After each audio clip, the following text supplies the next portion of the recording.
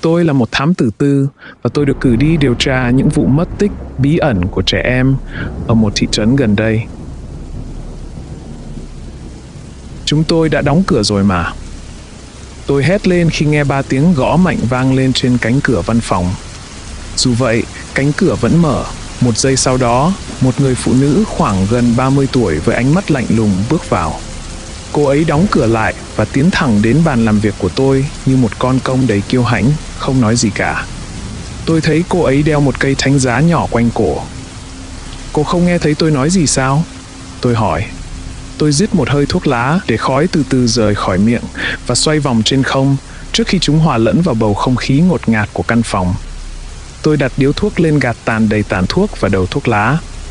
Tôi cần sự giúp đỡ của ông, thưa sĩ quan. Cô ấy nói bằng giọng mềm mại nhưng lại cương quyết, phớt lờ lời câu hỏi trước đó của tôi. Thám tử mới đúng. Tôi sửa lại lời cô ấy. Và nếu cô muốn nói chuyện, hãy đặt lịch hẹn trước rồi chúng ta sẽ bàn chuyện sau. Tôi mở ngăn kéo và lấy ra bình rượu, uống một ngụm. Rượu cháy rát cổ họng tôi, dẫu vậy, chúng làm tôi tỉnh táo lại. Tôi biết mình đang từ từ đẩy bản thân xuống mồ bằng việc uống rượu và hút thuốc quá nhiều, nhưng tôi không còn quan tâm nữa. Tôi cất bình rượu vào ngăn kéo và đặt điếu thuốc trở lại trên môi. Người phụ nữ kia nhìn tôi với vẻ mặt khó chịu. Con gái tôi mất tích rồi. Cô ấy nói. Giọng cô ấy giờ đây đã lộ rõ sự lo lắng. Câu nói đó đánh trúng một dây thần kinh trong tôi, nhưng tôi cố không để lộ ra. Cô ấy ngồi xuống chiếc ghế trước bàn làm việc của tôi và nhìn tôi với ánh mắt không hề lay chuyển, đến mức tôi không còn lựa chọn nào khác ngoài việc phải chú ý hoàn toàn vào cô ấy. Tôi hít một hơi thuốc lá, dập tắt nó trong gạt tàn và châm một điếu khác. Xin lỗi, tôi không làm việc với những trường hợp mất tích kiểu đó. Tôi có thể giúp cô tìm người thân thất lạc hoặc tìm hiểu xem chồng cô có ngoại tình hay không, nhưng không phải chuyện này. Hơn nữa, cô nên tìm đến cảnh sát thì tốt hơn. Tôi nói, ngả lưng vào ghế và nhìn cô ấy. Tôi đã đến đó rồi, họ không thể giúp tôi. Cô ấy nói một cách lạnh lùng và thò tay vào trong áo khoác. Một lát sau, cô ấy lấy ra một bức ảnh và đặt nó lên bàn trước mặt tôi. Đây là con gái tôi, Alexandra, con bé 12 tuổi. Chúng tôi sống ở một thị trấn tên Northbury. Tôi chưa từng nghe qua. Tôi nói, cầm lấy bức ảnh. Trong ảnh là một cô bé với bộ đồng phục học sinh, tóc ngắn màu đen, mỉm cười trước ống kính. Tôi cầm bức ảnh và tò mò xem xét nó, lật qua mặt sau để xem có gì được viết ở đó không, nhưng không có gì cả. Người phụ nữ tiếp lời, tôi không mong anh biết nơi đó. Đó là một thị trấn rất nhỏ với dân số khoảng 1.500 người. Tên cô là gì nhỉ? Tôi hỏi, đẩy bức ảnh về phía cô ấy. Lydia Burrows. Con gái cô mất tích bao lâu rồi? Tôi hỏi. Một ý nghĩ bắt đầu hình thành trong đầu tôi khiến tôi cân nhắc để nhận vụ này. 1 tuần. Và không chỉ có con gái tôi, những đứa trẻ khác đã mất tích ở Northbury nhiều tháng rồi. Chúng biến mất mà không để lại dấu vết. Tôi nâng cằm và gõ tay lên bàn, bối rối. Tôi chưa nghe tin này trên bất kỳ kênh truyền thông nào. Tôi đáp lại một cách nghi ngờ. Truyền thông không đưa tin gì về vụ việc đó. Họ cho rằng trẻ em đã tự đi lạc vào các hầm mỏ cũ và chết do tai nạn. Nhưng có thứ gì đó khác đang ở đây. Ai đó hoặc thứ gì đó đang bắt cóc những đứa trẻ. Tôi chắc chắn về điều đó. Cô nói vụ mất tích đầu tiên xảy ra khi nào? Khoảng 6 tháng trước. Mỗi tháng sẽ có một đứa trẻ mất tích. Mọi người đều biết điều này, nhưng họ không muốn nói về nó. Họ sống cuộc sống của mình và hy vọng rằng con họ sẽ không phải là đứa tiếp theo. Vậy tại sao cô vẫn ở lại thị trấn đó dẫu biết rõ mối nguy hiểm? Lydia nhìn xuống, rồi ngước lên nhìn tôi và nói, tôi sinh ra và lớn lên ở đó. Đó là một cộng đồng nhỏ nhưng rất thân thiết, một cộng đồng Kitô giáo. Được học ở trường tiểu học St. Peter, tôi đã có một trải nghiệm được khai sáng hoàn toàn và tôi muốn con gái mình cũng có trải nghiệm tương tự. Không nơi nào khác ở Mỹ có thể cung cấp nền giáo dục như ở Northbury. Tin tôi đi, tôi đã tìm hiểu rồi. Vậy là cô đã lấy đi cơ hội được giáo dục đúng đắn của con gái mình và đặt con bé vào một ngôi trường tôn giáo ở giữa chốn khỉ ho cò gáy. Tôi hỏi với giọng phán xét, không quan tâm việc dùng tên Chúa một cách báng bổ trước mặt một người theo đạo Thiên Chúa. Trong những năm làm cảnh sát, tôi đã đối mặt với đủ loại cha mẹ và tôi biết chính xác Lydia thuộc loại nào. Loại người theo tôn giáo, bao bọc quá mức, khiến con cái gặp rắc rối nhiều hơn là giúp đỡ, với sự cuồng tín quá mức và làm hỏng con mình đến nỗi không thể thay đổi được. Có thứ gì đó về tất cả những điều này khiến tôi càng muốn nhận vụ này. Lydia nhăn mặt rồi nói, với tất cả sự tôn trọng, thưa ngài thám tử, nhưng cách tôi nuôi dạy con gái không phải là việc của anh. Cô nói đúng, xin hãy tiếp tục. Tôi quyết định không tranh cãi và dập tắt điếu thuốc. Con gái tôi luôn về nhà lúc 4 giờ chiều sau khi tan học, nhưng vào thứ Năm tuần trước, nó có hoạt động ngoại khóa và dự kiến sẽ về nhà khoảng 7 giờ. Mãi cho đến 8 giờ tối, tôi quyết định gọi cho nó, nhưng nó không trả lời điện thoại. Từ đó đến giờ, nó đã biến mất. Con bé có nhắc gì về hoạt động ngoại khóa và địa điểm không? Không, và tôi cũng không hỏi. Con gái tôi là học sinh giỏi. Tôi không cần phải theo sát và kiểm tra từng bước của nó rất tự lập, nên tôi đã cho nó tự do và trách nhiệm đi kèm. Cô ấy nói một cách bình thản, đến nỗi tôi phải kinh ngạc trước sự lạnh lùng mà người phụ nữ này thể hiện khi nói về sự mất tích của con gái mình. Tôi ghi nhớ chúng trong đầu để hỏi thêm vài câu và xác định xem cô ấy có liên quan gì đến sự mất tích của Alexandra hay không. Cô ấy tiếp tục. Cảnh sát không tìm thấy manh mối nào về các nghi phạm cho bất kỳ đứa trẻ mất tích nào. Đó là lý do tại sao tôi liên lạc với anh. Tôi biết anh có thể không thường xử lý loại vụ án này, nhưng tôi sẵn sàng trả anh một số tiền hậu hĩnh. Anh nghĩ sao về khoản tiền $10,000 ngay bây giờ, và thêm $10,000 nữa ngay sau khi vụ án được giải quyết? Khoan đã, tôi thậm chí còn chưa nói là tôi sẽ nhận vụ này. Tôi ngắt lời, kinh ngạc bởi số tiền mà cô ấy đề nghị. Tôi cần câu trả lời càng sớm càng tốt. Vì nếu anh không giúp tôi sẽ phải tìm người khác. Có 6 đứa trẻ, chúng có thể đã chết hoặc đang gặp nguy hiểm. Cô ấy lạnh lùng đáp lại. Tôi gãi cằm, quan sát cô ấy với cái nhìn khinh bỉ. Người phụ nữ này chắc hẳn phải rất tuyệt vọng mới tìm đến sự giúp đỡ của một cựu cảnh sát bị loại bỏ như tôi. Số tiền nghe có vẻ hấp dẫn, nhưng tôi không hoàn toàn vì tiền. Đã 1 tuần trôi qua và có lẽ cô bé đã chết, giống như tất cả những đứa trẻ khác.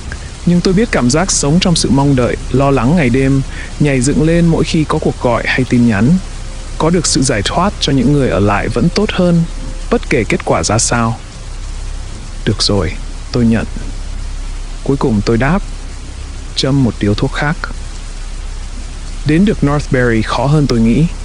Không có cách nào để đánh dấu nó trên GPS và người dân gần đó chưa bao giờ nghe về nơi này, hoặc chỉ biết mơ hồ cách để đến đó. Ngay cả khi có chỉ dẫn của Lydia, việc lái xe đến đó cũng là một cực hình. Vùng đất bao quanh thị trấn là những ngọn đồi, rừng rậm và những con đường cũ kỹ, nguy hiểm, uốn lượn quanh co, cho đến khi xuất hiện một khoảng trống dẫn xuống đồi vào thị trấn. Northbury đúng như tôi tưởng tượng. Đây là một thị trấn nhỏ với vài tòa nhà tụ lại đủ để gọi là thị trấn. Nơi này hầu như không có gì cần thiết bên trong. Đi qua đây khiến tôi có cảm giác như đang lái xe qua một thị trấn ma, vì không có người nào ở ngoài. Đừng hiểu lầm, phong cảnh nơi đây trông khá đẹp để nghỉ ngơi cuối tuần, nhưng chắc chắn đây không phải là nơi mà bạn sẽ muốn sống. Tôi dừng xe và mở tập tài liệu mà Lydia đã gửi qua email. Có vài bức ảnh của Alexandra, hồ sơ y tế và học bạ của cô bé, tên của 5 đứa trẻ khác đã mất tích và những nơi có thể đến để thẩm vấn nhân chứng. Khi tôi đến, cũng đã là 2 giờ chiều, nên tôi quyết định ghé thăm trường tiểu học St. Peter trước. Tôi là Barry Torres, thám tử tư. Tôi đến để gặp thầy giáo Reynolds. Tôi tự giới thiệu bản thân với người quản lý ở lối vào. Ông lão ngẩng cái đầu hói của mình lên và nở một nụ cười sún răng. Ông nói, thám tử, chúng tôi đang chờ anh đây. Tên tôi là Gerald, xin mời đi lối này. Ông ấy dẫn tôi qua hành lang một cách thân thiện. Giờ bọn trẻ đang trong lớp, nhưng sẽ tan học sau 10 phút nữa. Hiểu rồi. Gerald, chỉ có mình ông làm việc ở lối vào thôi sao? Tôi hỏi ông khi chúng tôi đi lên tầng 2. Đúng vậy. Tuy nhiên, tôi còn có nhiệm vụ khác phải làm, nên tôi sẽ không thường xuyên có mặt ở lối vào trong những thời điểm cụ thể. Đây là một ngôi trường khá lớn và có rất nhiều việc phải làm. Ông có ghi chép báo cáo công việc hàng ngày không? Có chứ. Chúng tôi có một cuốn sổ báo cáo ở lối vào. Nếu anh muốn, tôi có thể cho anh xem sau. Cảm ơn ông, có lối ra nào khác ngoài cổng chính không? Có một cánh cửa ở phía sau.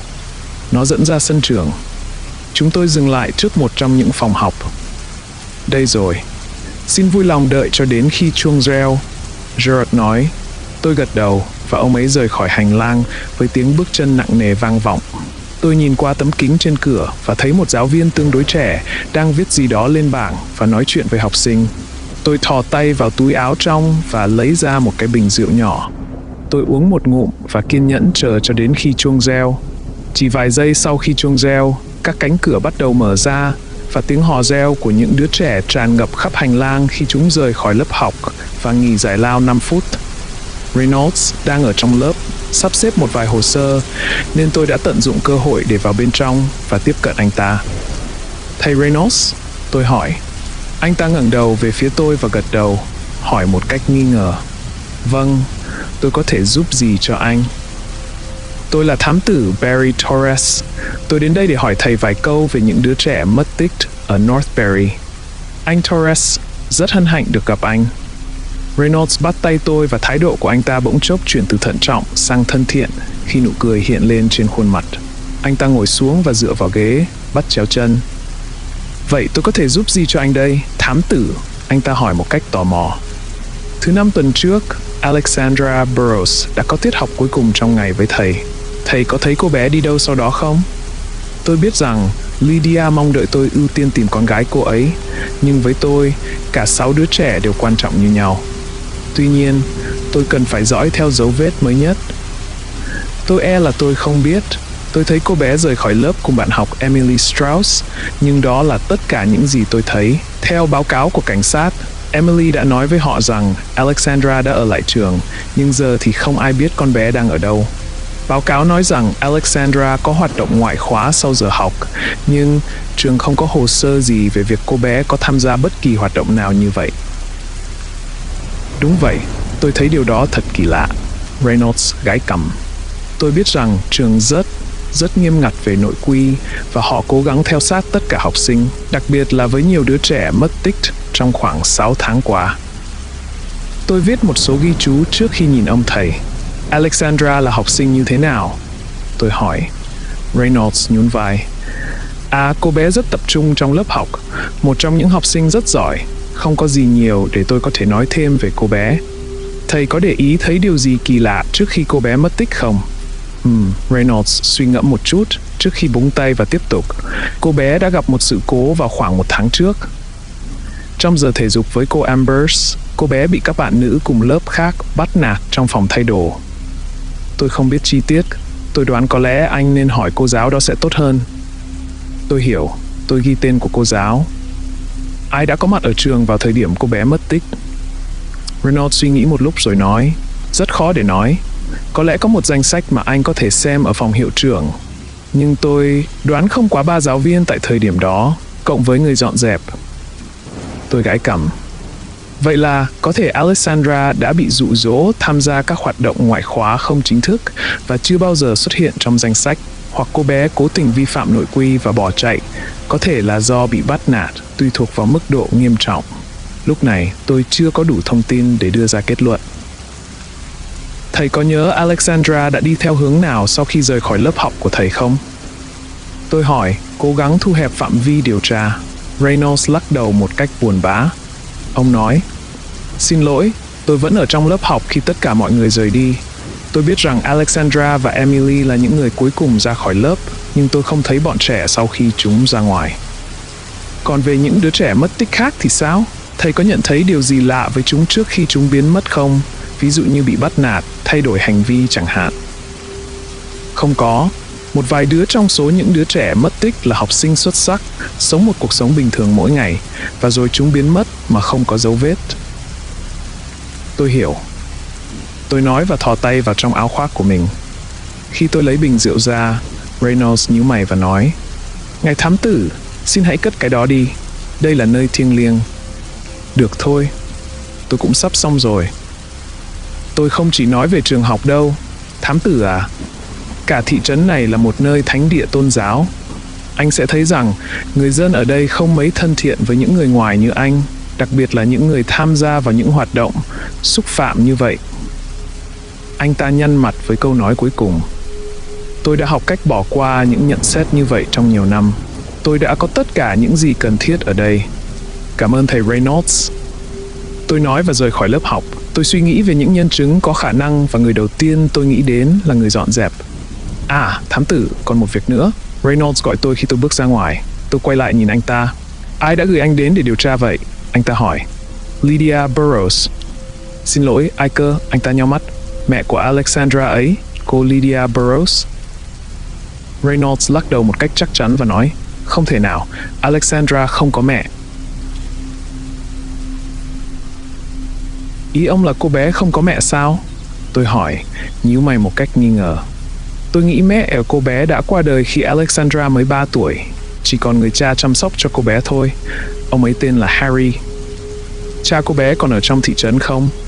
Tất nhiên, hãy ghi địa chỉ này lại. Reynolds đưa cho tôi địa chỉ nhà của gia đình Burrows và tôi ghi chúng vào sổ tay. Có ai tên là Lydia Burrows ở thị trấn này không? Tôi hỏi. Không có ai, theo như tôi được biết. Đây là một thị trấn nhỏ và mọi người đều quen biết nhau, nên tôi không thể tưởng tượng tôi lại không biết người của gia đình Burrows. Tôi hiểu. Tôi nhìn vào những ghi chú mà tôi đã ghi lại. Hiệu trưởng vẫn còn ở đây chứ? Vâng. Văn phòng của ông ấy ở tầng này. Rẽ phải khi ra ngoài và sau đó rẽ phải một lần nữa. Anh sẽ thấy một cánh cửa có biển văn phòng hiệu trưởng ở bên phải. Tôi gật đầu và rời khỏi lớp học. Đầu tôi quay cuồng nhanh hơn tôi dự đoán sau cuộc trò chuyện với thầy giáo và tôi cảm thấy tức giận với Lydia, mặc kệ cô ta là ai. Nếu khách hàng của tôi không phải là mẹ của Alexandra, vậy cô ta là ai? Hơn nữa, Lydia có phải là tên thật không, hay cô ta đã chọn một cái tên giả? Và tại sao cô ta lại muốn tôi bắt đầu vụ án này ngay từ đầu? Có lẽ có thứ gì đó quan trọng đối với cô ta trong cuộc điều tra này. Có thể cô ta là mẹ của một đứa trẻ khác, nhưng như vậy vẫn không giải thích được tại sao cô ta lại nói dối tôi. Dù cô ta là ai, chắc chắn cô ta đã dự đoán rằng tôi sẽ sớm nhận ra cô ta là một kẻ giả mạo. Tôi ghi nhớ về việc sẽ gọi cho cô ta sau này. Khi tôi ra khỏi lớp học, tiếng ồn ào của bọn trẻ đã hoàn toàn im bặt và tất cả đã vào lớp học. Điều đó khiến tiếng bước chân của tôi vang vọng trong hành lang. Tôi gõ cửa văn phòng hiệu trưởng và nghe thấy một giọng nữ nói, vào đi. Tôi mở cửa và bên phải tôi là một bàn làm việc của thư ký. Một người phụ nữ trung niên ngồi bên cạnh nhìn tôi với sự tò mò. Tôi có thể giúp gì cho anh? Cô ấy hỏi lịch sự với một nụ cười. Tôi là thám tử Tư. Tôi đến đây để gặp hiệu trưởng. Nụ cười của cô ấy biến mất và tôi thấy cô ấy trở nên lo lắng rõ rệt. Một số người không cảm thấy thoải mái khi đối diện trước cơ quan pháp luật. Và mặc dù tôi chỉ là một thám tử tư, tuy vậy, cách cư xử của tôi vẫn khiến một số người cảm thấy bồn chồn. Tôi đoán sự lo lắng của cô ấy là vì điều đó, nhưng tôi tự nhắc mình sẽ phải hỏi cô ấy nếu không tìm được manh mối nào khác. Xin đợi một chút. Cô ấy nói với nụ cười gượng gạo. Cô ấy ấn nút điện thoại trên bàn làm việc và nói, ông Greenwood, có một thám tử tư đến để gặp ông. Thanh ngừng lại một lúc trước khi một giọng nói sâu từ trong loa phát ra. Cảm ơn Darcy, để anh ấy vào đi. Anh có thể gặp hiệu trưởng ngay bây giờ. Thư ký mỉm cười, như thể tôi không nghe thấy những gì ông ta nói qua điện thoại. Tôi gật đầu và bước vào văn phòng. Nơi này trông có vẻ hào nhoáng ngay từ cái nhìn đầu tiên, trái ngược với sự đơn giản của trường học. Có một cái giá sách lớn đầy ắp sách ở bên phải căn phòng, các giải thưởng khác ở đầu kia và các bằng cấp, chứng chỉ, thư cảm ơn treo trên tường. Trước mặt tôi, sau bàn làm việc là một người đàn ông da đen, có cái đầu hói và cơ bắp, với các ngón tay đan vào nhau. Khi tôi bước vào, ông ta đứng dậy và tiến về phía tôi để bắt tay. Anh Torres, ông nói. Quản lý Gerald có nói với tôi rằng anh đã đến. Xin mời ngồi. Ông ta chỉ vào chiếc ghế gỗ trước bàn làm việc. Tôi ngồi xuống, trong khi ông ngồi vào chiếc ghế da thoải mái hơn của mình, trở lại tư thế khoanh tay. Anh muốn uống gì không, thám tử? Nếu anh muốn, tôi có một ít whisky. Ông ta hỏi. Sự chú trọng vào vật chất của người đàn ông này khiến tôi đặt câu hỏi về sự tận tụy của ông ta đối với việc giáo dục mà trường ông ta đang cung cấp. Tôi tưởng đây là một nơi thiêng liêng. Tôi châm biếm. Greenwood nhìn tôi một nụ cười lịch sự, nhưng có vẻ như ông ta hơi khó chịu trước khi nói. Vậy tôi có thể giúp gì cho anh đây, thám tử? Tôi đoán anh đến đây vì vụ mất tích của những đứa trẻ, đúng chứ? Đúng vậy. Tôi biết ông có thể bận rộn, nên tôi sẽ đi thẳng vào vấn đề. Tôi cần ông cho tôi biết về Alexandra Burrows. Anh muốn biết điều gì? Ông ta ho một chút và ngả người ra sau ghế. Ông có thể cho tôi biết ai đã có mặt tại trường vào thời điểm cô bé mất tích không? Có, đó là thầy dạy toán Reynolds, thầy Schaffer dạy kinh thánh và cô Wilkins, giám thị của trường. Sau đó còn có người quản lý Gerald và lao công Bryans và tôi. Có cách nào để ông xác nhận nếu những người khác đã rời trường vào thời điểm đó không? Không, tôi không thể. Nhưng bà Bryans có thể, vì bà ấy chịu trách nhiệm dọn dẹp tất cả các lớp học, nên nếu có ai khác ở lại trong khuôn viên trường, bà ấy sẽ biết. Và ông đã ở đâu từ 4 giờ chiều đến 7 giờ tối? Tôi ở đây, trong văn phòng của tôi. Tôi thường có nhiều giấy tờ phải làm, nên tôi đã làm thêm giờ, nhưng thường tôi sẽ về nhà vào khoảng 5 giờ chiều. Tôi ghi chép mọi thứ, trong khi Greenwood xoay ghế của mình với tiếng kêu rít và nhìn tôi với vẻ chờ đợi. Ông ta liếc nhìn từ mắt tôi sang các ghi chú của tôi. Tôi tiếp tục. Được rồi. Vậy, Alexandra thường tham gia các hoạt động ngoại khóa nào? Cô bé tham gia rất nhiều hoạt động. Tôi không thể đếm hết được. Thám tử à? Anh cần hiểu rằng cô bé là một trong những học sinh xuất sắc nhất của trường chúng tôi. Cô ấy luôn làm việc vượt ngoài mong đợi. Tôi được biết rằng cô bé không có hoạt động ngoại khóa nào vào ngày cô bé mất tích. Đúng vậy. Chúng tôi không biết ai đã bảo cô bé tham gia hoạt động đó, cũng như hoạt động cụ thể là gì. Ông có thể cho tôi biết thêm về những đứa trẻ khác bị mất tích được không? Không nhiều. Chúng biến mất một cách đột ngột. Không ai có thể dự đoán được điều đó. Chúng đã ở đâu khi biến mất? Chúng biến mất một cách ngẫu nhiên. Alexandra mất tích tại trường, nhưng những đứa trẻ khác thì không bao giờ về nhà từ trường, hoặc chỉ đơn giản là biến mất khi đang ở đâu đó bên ngoài. Tôi hiểu. Nhiều người đồn đoán rằng chúng đã biến mất trong các gần mỏ. Ông có thể cho tôi biết về điều đó không? Ồ, việc đó à? Ông ta cười khúc khích và lắc đầu. Tôi không quan tâm quá nhiều đến những tin đồn, thám tử à. Các hầm mỏ cũ đã đóng từ nhiều năm về trước, kể từ sau tai nạn. Tai nạn gì? Tôi hỏi. Greenwood tiếp tục. Đã có một vụ sập hầm mỏ lớn vào những năm 70 và từ đó, các hầm mỏ đã bị phong tỏa. Không có cách nào để bọn trẻ lại gần đó. Ông ta đặt tay lên đùi và tiếp tục xoay ghế từ trái sang phải một cách chậm rãi. Tôi gõ bút vào sổ tay của mình liên tục và cau mày. Tôi bắt đầu cảm thấy mệt mỏi và cần một chút nước hoặc thuốc lá. Tôi nhìn vào tên của những nghi phạm đáng nghi mà tôi đã ghi lại. Reynolds, Schaffer, Wilkins, Gerald, Bryans. Tôi đã nói chuyện với Reynolds nhưng còn nhiều việc phải làm. Tôi quyết định thu hẹp lại và làm theo những gì hiệu trưởng đã nói. Hỏi bà lao công xem bà ấy đã thấy ai ở trường vào thứ Năm tuần trước. Điều đó có thể giúp tôi đẩy nhanh tiến độ. Bà Bryans có đang ở trường không? Tôi hỏi, gạch dưới tên bà ấy trong sổ tay của mình. Có. Hãy nói chuyện với Gerald, ông ấy sẽ biết chính xác bà ấy đang ở đâu. Greenwood nói. Tôi có một câu hỏi cuối cùng. Tôi nhìn lên, thấy ông ấy đang chờ đợi, vẫn xoay ghế một cách đều đặn. Xin mời. Ông cười. Người tên Lydia Burrows là ai? Greenwood ngừng xoay ghế, không còn tiếng kêu nữa, sự im lặng bao trùm căn phòng. Ông ta nhíu mày và gãi cằm, như đang cố nhớ lại điều gì đó. Không nhớ ra, ông lắc đầu một cách chậm rãi. Tôi nghiêng người về phía trước và hỏi.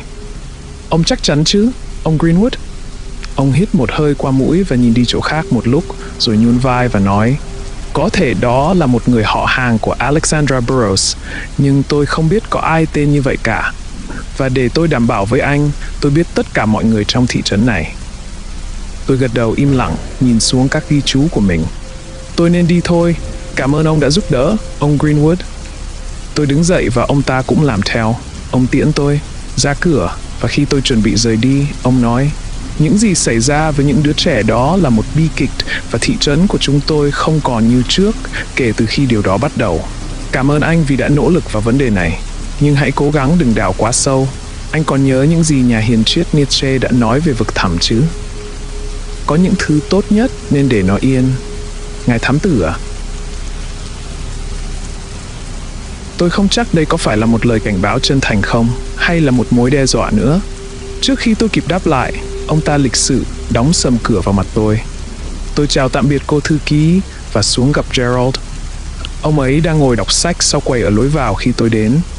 Khi nghe thấy tiếng bước chân, ông ngẩng đầu lên và khi nhận ra người đến là ai, ông đánh dấu trang giữa các trang sách và đứng dậy để chào tôi. Chào thám tử, cuộc điều tra của anh đang tiến triển thế nào rồi? Ông hỏi. Chưa có gì là chắc chắn cả. Tôi đang có nhiều câu hỏi hơn là câu trả lời. Tôi cần ông cho tôi biết người lao công đang ở đâu. Bà Bryant à? Ông ta hỏi. Tôi thấy bà ấy ở lớp 150 vào khoảng 10 phút trước. Bà ấy dọn dẹp theo lộ trình nhưng rất nhanh chóng, nên có thể bà ấy sẽ ở xung quanh lớp 108 hoặc 109 đấy. Cảm ơn ông. Thực ra, tôi cũng có vài câu hỏi cho ông trước khi rời đi. Anh cứ hỏi. Tôi sẽ làm mọi thứ trong khả năng của mình để hỗ trợ. Ông ta ngồi xuống bàn và quan sát tôi một cách tò mò. Tôi bỏ tay vào túi áo khoác và nói, ông có mặt ở đây vào ngày Alexandra Burrows biến mất, đúng không? Đúng vậy. Ông có thấy cô bé đi đâu sau giờ học không? Không, rất tiếc là không. Như tôi đã nói, tôi phải đi từ nơi này đến nơi khác, và tôi đã dành phần lớn thời gian để sửa hàng rào vào thứ Năm tuần trước. Ông có thấy ai hoặc thứ gì đáng ngờ trong khuôn viên trường vào ngày đó không? Ông ta suy nghĩ một lúc, nhìn lên trần nhà. Ông ta khoanh tay, lộ ra một hình xăm nhỏ trên cẳng tay. Khi ông ta nhận thấy tôi đang nhìn, ông ta kéo tay áo xuống nhanh chóng. Một lúc sau, ông ta lắc đầu với vẻ mặt thất vọng, nhún vai và nói, xin lỗi thám tử, không có gì đáng nghi xảy ra vào ngày hôm đó. Tôi đã làm việc của mình rồi về nhà và đó là tất cả. Tôi gãi cằm, nhìn ông ta. Có điều gì đó kỳ lạ về cách mà ông ta trả lời và nhìn tôi với vẻ lo lắng. Như thể ông ta đang chờ xem tôi có tin vào lời nói của ông ta hay không vậy. Khi tôi đến trước đó, ông nói rằng ông đã chờ đợi tôi. Ai đã thông báo cho ông về sự xuất hiện của tôi? Một phụ huynh đã gọi trong hôm nay và nói rằng họ đã thuê một thám tử tư và người đó sẽ đến ngay. Người đó nói nhanh đến nỗi tôi không kịp nghe tên của họ. Tôi không thể tin rằng Lydia lại phá hoại cuộc điều tra như vậy. Gọi điện trước và thông báo cho các nhân chứng biết rằng tôi sắp đến để thẩm vấn họ là điều tồi tệ nhất cô ta có thể làm. Điều đó cho họ thời gian để chuẩn bị các câu trả lời và thậm chí đồng nhất câu chuyện với nhau. Tôi thực sự tức giận với khách hàng, mặc dù số tiền thù lao rất lớn. Tôi hiểu, cái tên Lydia Burrows có làm ông nhớ đến điều gì không? Tôi hỏi, quyết tâm tìm thêm thông tin. Xin lỗi, thưa thám tử. Ông ta lại xin lỗi với vẻ mặt ân hận. Tôi biết rõ thị trấn này và không có ai trong gia đình Burrows tên Lydia mà tôi biết. Điện thoại của tôi bắt đầu reo và tôi xin lỗi. Tên người gọi là Lydia, vì vậy tôi vội vàng nhấc máy, giữ khoảng cách với người bảo vệ. Tôi nghe đấy. Tôi nói, thám tử Torres. Một giọng nữ quen thuộc vang lên ở đầu dây bên kia. Anh đã đến Northbury an toàn chứ? Tôi đã đến và tôi không thích việc cô gọi để thông báo cho các nhân chứng biết tôi sắp đến. Anh đang nói gì thế? Cô đã gọi cho người quản lý cách đây vài giờ để thông báo rằng tôi đang trên đường đến. Đó là những gì ông ta đã nói với tôi. Có một khoảng lặng trước khi cô ấy nói với giọng hoảng loạn, nhưng đồng thời vẫn giữ được sự bình tĩnh. Chết tiệt. Thám tử, nghe này. Tôi không hề thực hiện cuộc gọi đó. Điều đó có nghĩa là họ đã biết về anh. Armour, a statue mà anh nghĩ mình có thể tin tưởng. Anh có thể đang gặp nguy hiểm đấy. Cô đang nói gì vậy? Tôi hỏi với vẻ nghi ngờ. Tôi sẽ gửi cho anh địa chỉ và một bức ảnh. Nếu anh thấy bất kỳ ai có cùng biểu tượng như trong bức ảnh, hãy tránh xa họ và đừng tin bất cứ thứ gì họ nói. Anh hiểu chưa? Tôi tức giận với cô ấy vì cô đã ra điều kiện như vậy, và cô ta vẫn mong tôi tin tưởng sau khi đã lừa dối tôi một cách rõ ràng như vậy.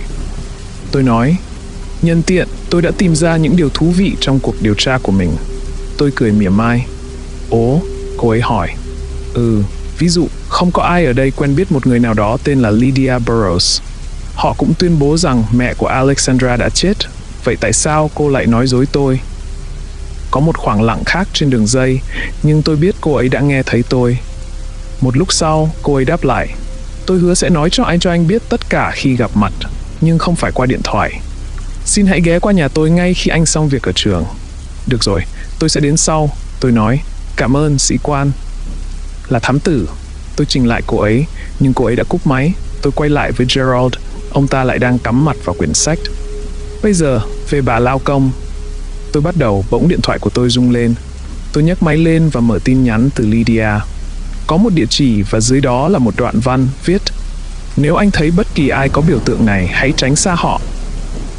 Dưới đoạn văn là hình ảnh của một cây thánh giá lộn ngược trong một hình tam giác. Có lẽ tôi đã nhìn vào bức ảnh quá lâu, vì Gerald nói: có chuyện gì vậy, thám tử? Tôi nhìn lên và thấy ông ấy đang chăm chú nhìn tôi. Tôi bỏ điện thoại vào túi. Không có gì.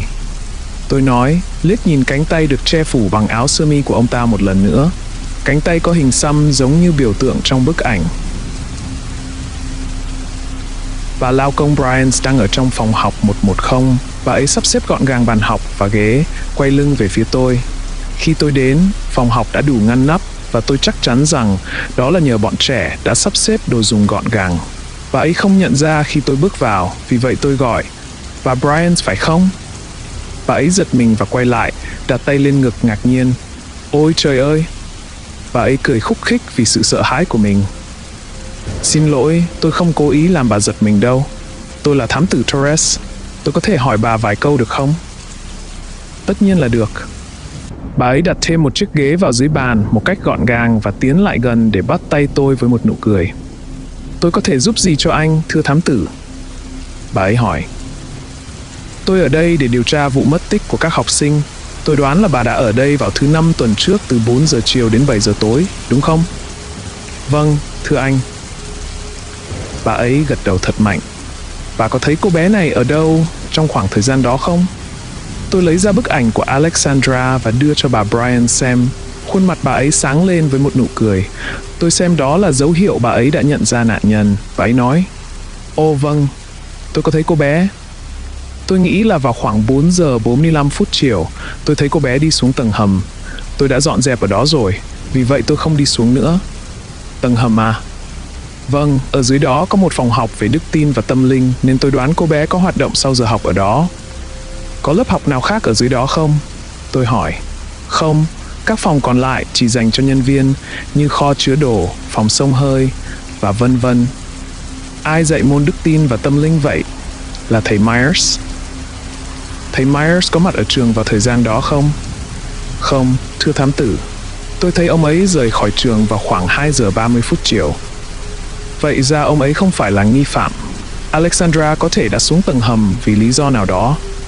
Có lẽ có ai đó đã dụ dỗ cô bé tham gia lớp học ở đó, hoặc cô bé tự nguyện đi. Dù sao thì khả năng đầu tiên có vẻ hợp lý hơn. Bà Bryant, bà còn thấy ai khác trong trường vào khoảng thời gian đó không? Bà ấy nhìn đi chỗ khác một lúc, suy nghĩ rồi nói: À, có thầy Schaffer và cô Wilkins. Gerald cũng ở đây. À, tất nhiên là hiệu trưởng Greenwood nữa. Bà có thấy ai trong số họ đi đến những nơi ngoài lớp học và văn phòng của họ không? Những nơi mà họ không nên đến ấy? Không có ai mà tôi có thể nghĩ đến. Bà ấy suy nghĩ một lúc rồi nói: Không, thật ra là có. Hiệu trưởng Greenwood có rời khỏi văn phòng một lần. Ông ấy đi ra sân trường và ở đó vài phút, sau đó trở về văn phòng. Bà có biết tại sao ông ấy lại ra ngoài không? Không, thưa thám tử. Gerald đang ở ngoài đó sửa hàng rào Pay, nên tôi đoán ông ấy muốn nói chuyện với Gerald về việc gì đó. Và đó là lúc nào? Khoảng 4 giờ 30 phút chiều. Ông ấy trở lại văn phòng khoảng 10 phút sau đó và rời trường vào khoảng 5 giờ, cùng thời gian với Gerald. Tôi rời đi ngay sau đó. Bà có trí nhớ tốt đấy, bà Bryant. Tôi mỉm cười nhẹ, cảm thấy các cơ trên mặt đang căng cứng. Bà ấy cười to và nói: Khi anh làm việc ở đây lâu như tôi, anh chắc hẳn sẽ nhớ rõ thói quen của mọi người thôi. Vậy, bà có nhận thấy thói quen nào bất thường vào ngày hôm đó không, thưa bà? Chỉ có một việc với hiệu trưởng thôi. Ông ấy không bao giờ rời khỏi văn phòng, chứ đừng nói đến việc ra ngoài để nói chuyện với Gerald. Ông Greenwood không thích chạy khắp nơi để tìm người. Vậy nên, ông ấy thường mời họ đến văn phòng khi cần gì đó, bất kể họ có bận công việc hay không.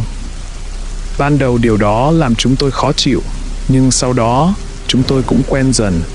Đó là lý do vì sao tôi thấy lạ khi ông ấy ra ngoài như vậy. Có lẽ ông ấy không thể liên lạc được với Gerald và quyết định tự đi tìm ông ta chăng? Tôi hỏi. Bà lao công lắc đầu. Không đâu, tôi đã dọn dẹp cho hiệu trưởng Greenwood hơn 15 năm rồi, và nếu ông ấy đích thân đi tìm ai đó, thì chỉ có nghĩa đó là một trường hợp rất khẩn cấp, không có bất kỳ ngoại lệ nào cả. Để tôi làm rõ hơn một chút, sau khi bà thấy Alexandra đi xuống đó, bà không thấy cô bé đi ra à? Không thưa anh, nhưng tôi có thể đã bỏ lỡ vì khi cô bé xong việc, có lẽ tôi đang ở tầng 3. Liệu có khả năng nào bà không nhìn thấy một ai đó khi họ ra vào trường không? Tôi hỏi. Có thể lắm, nhưng người đó phải rất lén lút. Đó là tất cả những gì tôi cần, bà Bryant. Cảm ơn vì bà đã dành thời gian. Tất nhiên, thưa anh. Và xin anh đừng nói với hiệu trưởng những gì tôi đã kể cho anh nhé. Tôi sẽ không nói đâu.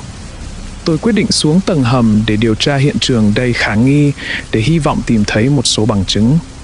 Trên đường xuống đó, tôi cứ nghĩ về Gerald và hình xăm của ông ta. Hình xăm đó có ý nghĩa gì? Đây có phải là một loại giáo phái không? Có phải đó là lý do mà Lydia không thành thật với tôi?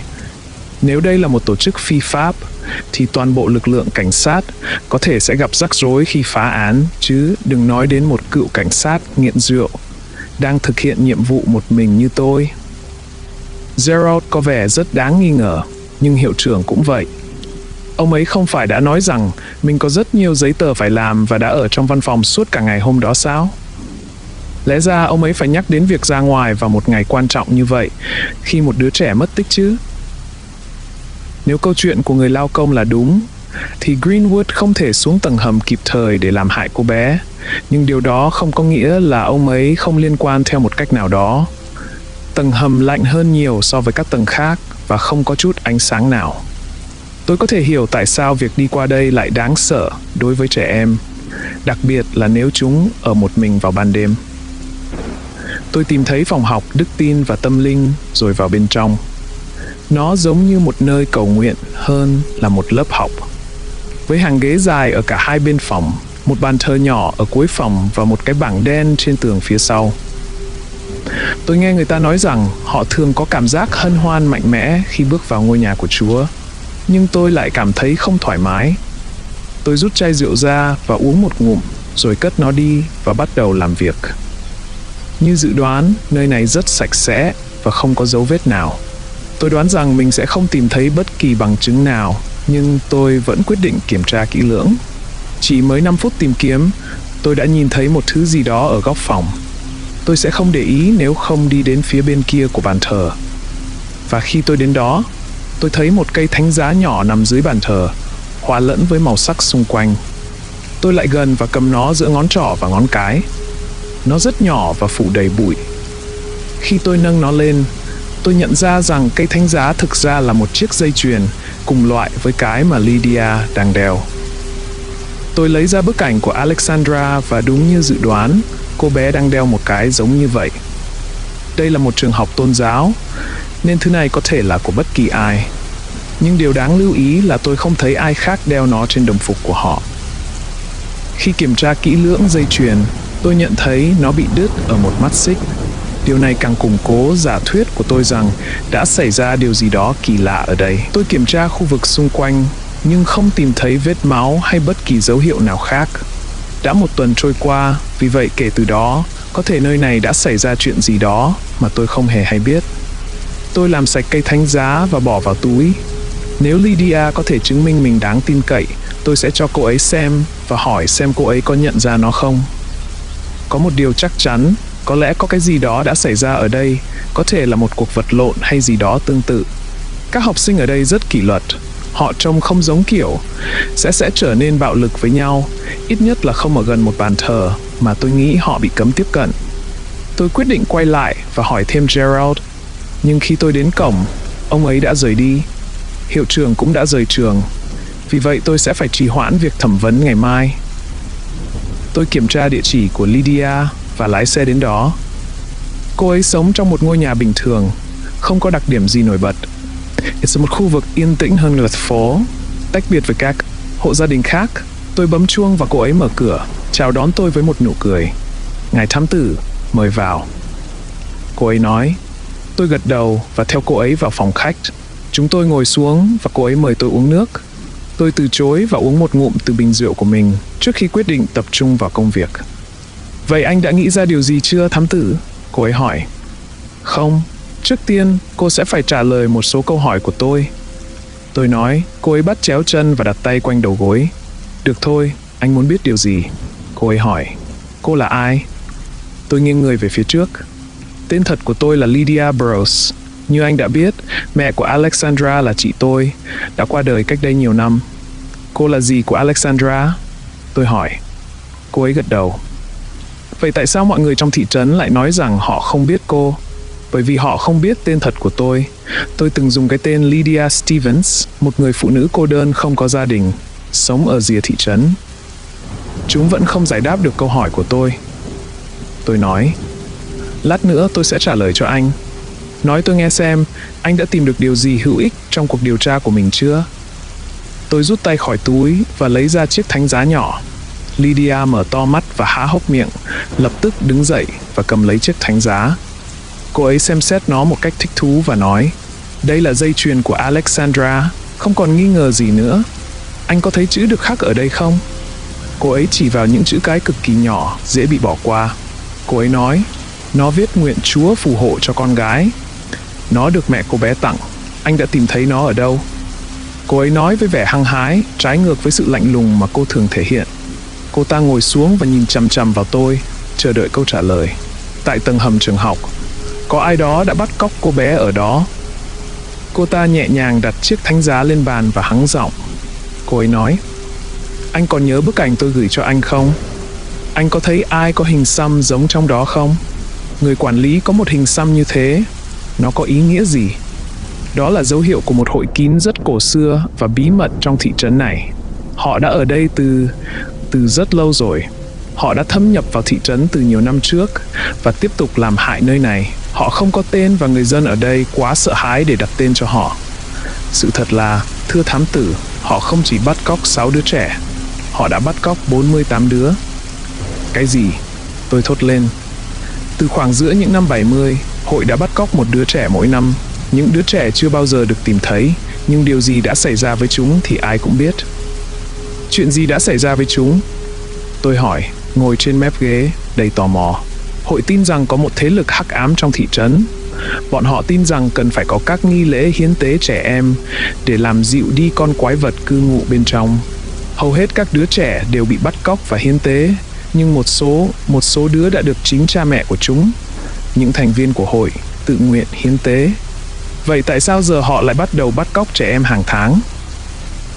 Họ tin rằng vị thần mà họ muốn xoa dịu đã trở nên tham lam hơn và cần nhiều linh hồn vô tội hơn. Họ đã thử bắt cóc trẻ em 2 lần một năm, nhưng vì không hiệu quả, họ đã tăng số lượng lên, hy vọng có thể dừng lại sự hắc hóa. Thật điên rồ. Một hội kín đang bắt cóc trẻ em và hiến tế chúng cho một con quái vật. Cô mong muốn tôi tin vào cái trò nhảm nhí đó á? Tôi nói, nhìn cô ấy với ánh mắt suy xét. Lydia đứng dậy. Cô ấy bắt chéo tay và đi đến kệ sách phía sau. Anh có phải là một người theo tôn giáo không, thám tử? Cô ấy xoay đầu về phía tôi, trong khi một tay vẫn đặt lên kệ sách. Không. Tôi nói một cách nghiêm khắc. Có phải là vì con gái của anh không? Cô hỏi với vẻ mặt tò mò. Tôi ngẩng đầu lên nhìn cô ta, cảm thấy trái tim mình đột ngột đập nhanh hơn. Lydia lấy ra một cuốn sách dày và ngồi xuống trước mặt tôi, đặt cuốn sách lên bàn cà phê. Lúc đó tôi mới nhận ra hình thánh giá lớn trong biểu tượng tam giác trên bìa sách. Tôi biết khá rõ về anh đấy, thám tử. Cô nói một cách tự tin. It's Obeding từng là một thám tử điều tra án mạng và đã làm việc trong vụ án liên quan đến một hội kín. Tôi biết họ. Xin lỗi. Tôi biết việc mất một đứa trẻ chắc chắn là rất khó khăn.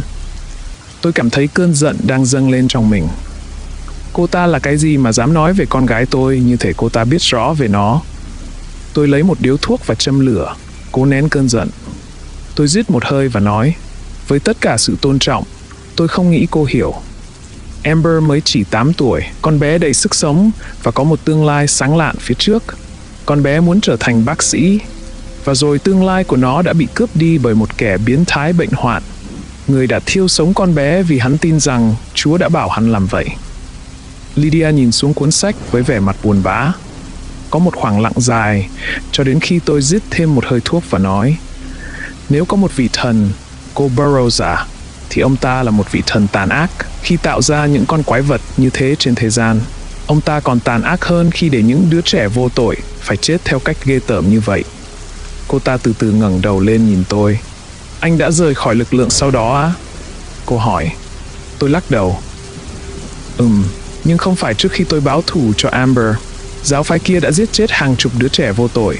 Mọi người đều sợ hãi và không dám nhận vụ án vì sợ gia đình họ sẽ gặp kết cục như tôi.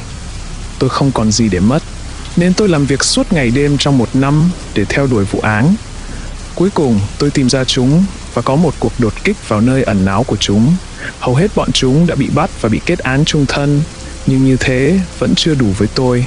Tôi đã dùng các mối quan hệ của mình để hối lộ các lính canh nhà tù và bạn tù của thủ lĩnh hội kín. Tôi cảm thấy cơn giận đang trào ra khi nói về điều này.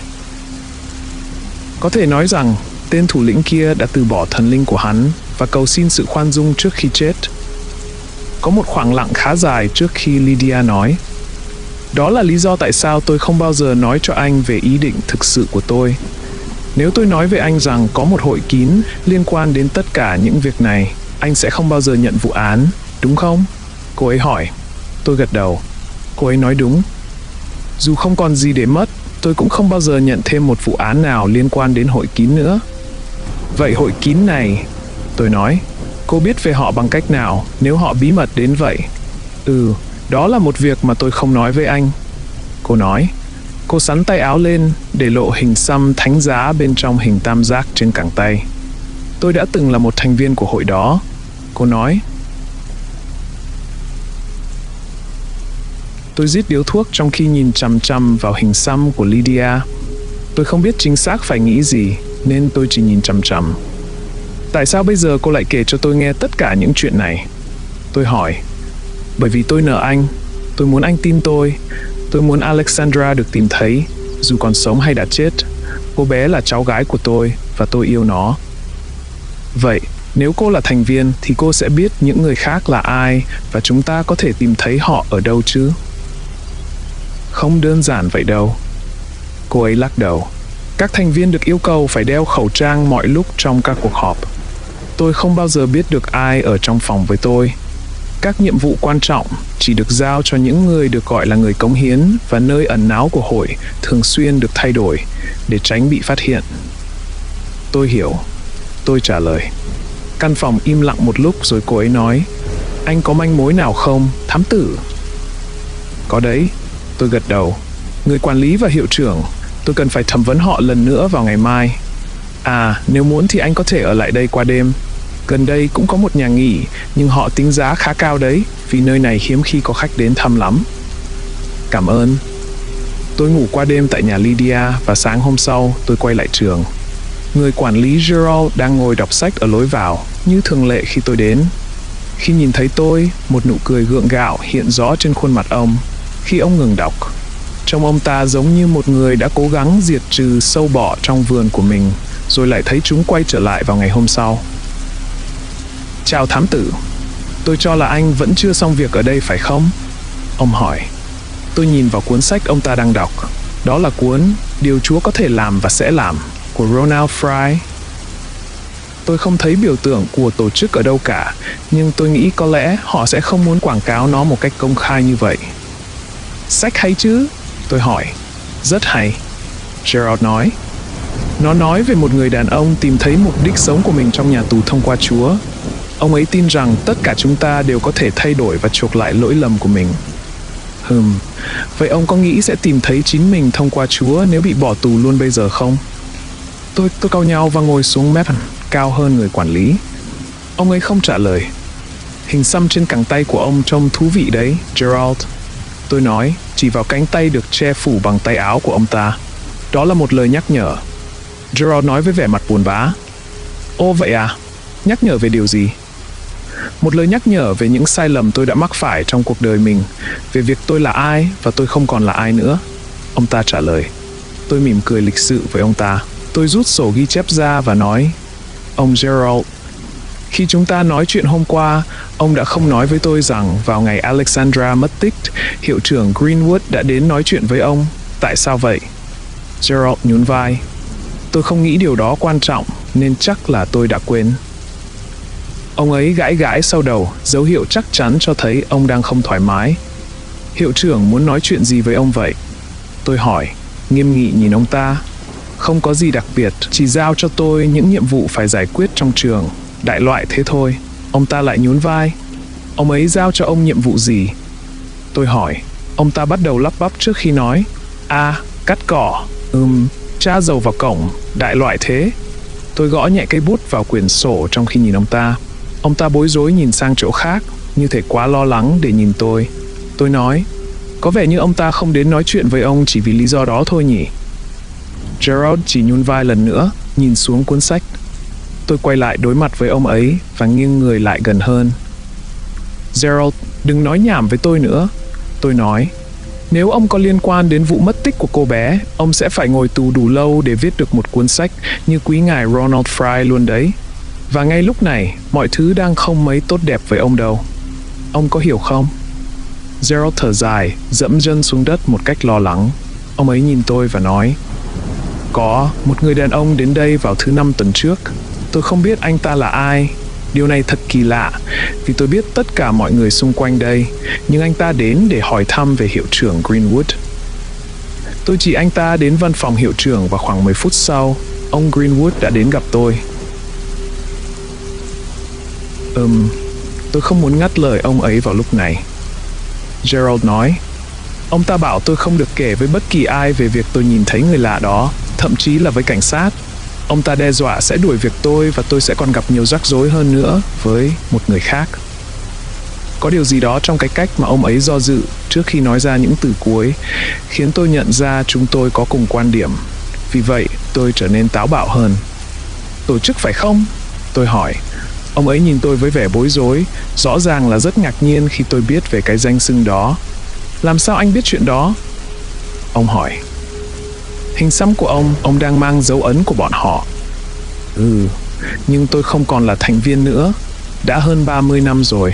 Tôi đã nghe những câu chuyện về họ suốt cả thời thanh xuân của mình, về việc thanh tẩy thế lực hắc ám, vân vân, và tôi quyết định gia nhập tổ chức khi mới 18 tuổi. Lúc đó tôi không biết họ đã làm gì với những đứa trẻ, vậy nên khi tôi phát hiện ra, tôi đã rời khỏi tổ chức. Ông đã gia nhập một giáo phái bí mật, rồi sau đó lại rời khỏi nó à?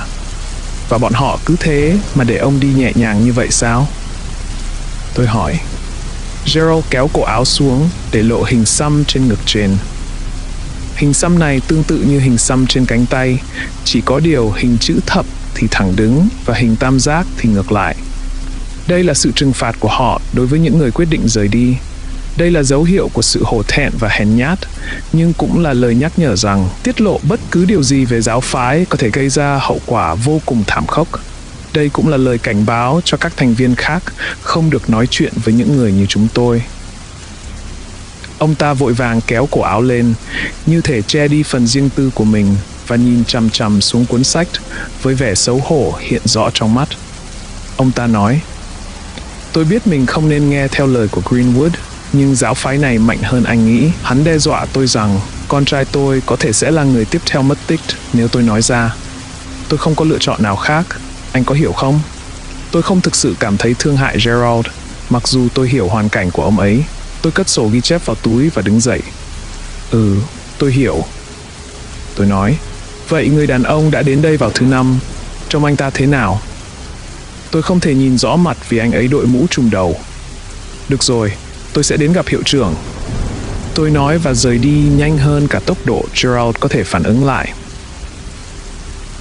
Darcy giật mình quay phắt về phía tôi khi tôi xông vào phòng hiệu trưởng. Tôi không dừng lại để chào cô ấy mà đi thẳng tới cửa văn phòng của Greenwood. Anh ơi, khoan đã, anh không thể vào đó. Cô ấy hét với theo tôi, nhưng tôi đã vào trong văn phòng rồi. Tôi đóng cửa lại sau lưng và quay lại đối diện với hiệu trưởng Greenwood, người đang ngồi sau bàn làm việc với vẻ mặt bối rối. Thám tử Torres, tôi có thể giúp gì cho anh? Ông ta hỏi, có phần hơi sốt ruột khi tôi ngồi vào chiếc ghế trước bàn. Ông Greenwood, chắc chắn rồi. Ông có thể bắt đầu bằng cách nói cho tôi biết ông đã nói chuyện với ai vào thứ 5 tuần trước. Chúng ta đã nói về chuyện này rồi mà, anh thám tử. Tôi đã nói chuyện với bà Bryant và ông Gerald rồi.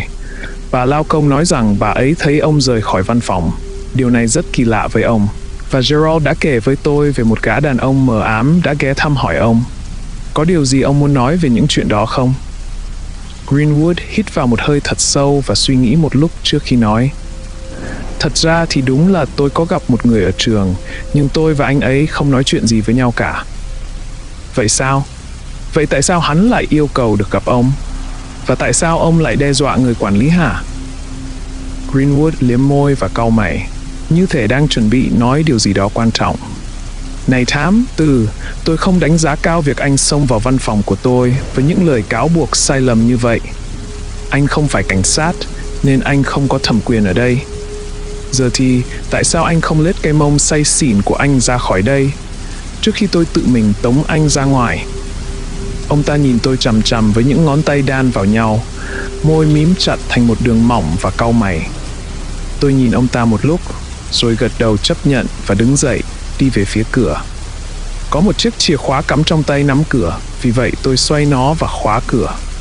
Tôi cất chìa khóa vào túi và sải bước trở lại chỗ hiệu trưởng. Vẻ mặt tức giận của ông ta chuyển sang bối rối. Này, anh đang làm gì?